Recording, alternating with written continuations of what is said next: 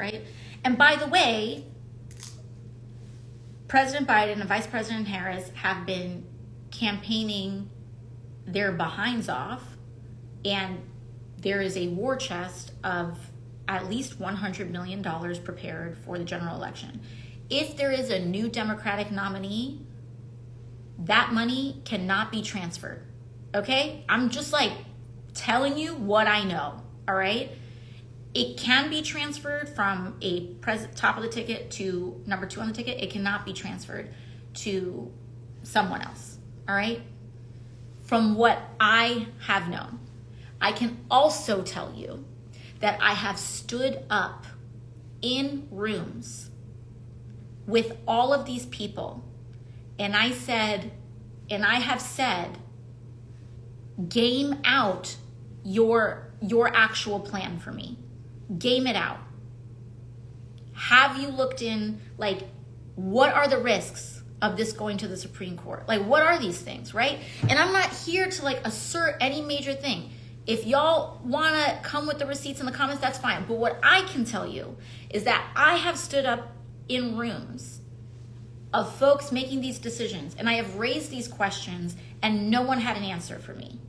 Maybe they have an answer now. I don't know. No one's gotten back to me. But hello? Like, nobody responded. Nobody has responded to me. And I'm not talking about some pundit with a column in a newspaper saying theoretically it's possible. I'm talking about the lawyers. I'm talking about the legislatures. I'm not talking about here's how an open convention would go down. I'm talking about people whose job it is to look at the letter of the law and the letter of many different states' state laws and take a look at this, okay? So while I understand the case that some folks may be making from a theoretical perspective and from even maybe, I don't know, a polling perspective, I'm here to also, like, as a person who is responsible for executing decisions and not just opining on them, I can tell you that I have not seen, I don't know why the fireworks keep going off, I have not seen the plan.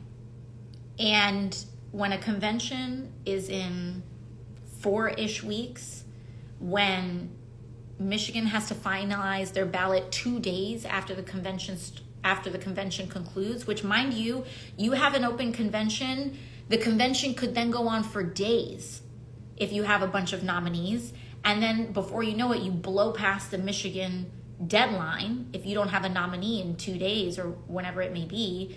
And then the legal problems start to mount, okay? And so I am concerned about the lack of thought that I have seen from the individuals that would be responsible for executing on this, okay? And so, like,